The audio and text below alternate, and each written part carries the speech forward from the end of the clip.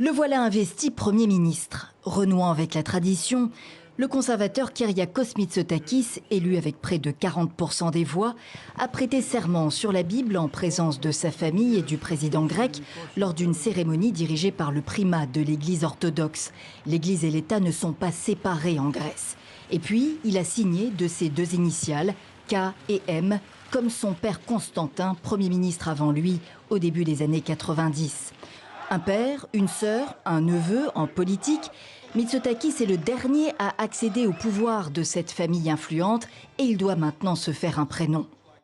Je veux une Grèce forte, sûre d'elle-même, qui revendique ce qu'elle mérite en Europe, sans mendier ni être un parent pauvre. Ce discours ne peut que plaire à son électorat, notamment la frange droite du vieux parti qu'il a porté à sa tête il y a 2 ans.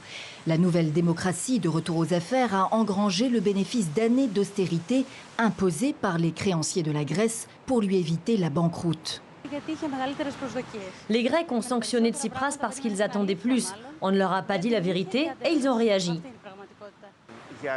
Je crois que le changement était nécessaire. Le pays a besoin d'un tournant plus libéral. Fort de sa majorité absolue au Parlement, l'ancien banquier aura les mains libres pour agir. Privatisation des services publics, baisse des impôts, réforme du droit d'asile, voilà pour le programme en attendant son gouvernement. Alexis Tsipras, de son côté, n'a pas manqué de souligner le travail accompli.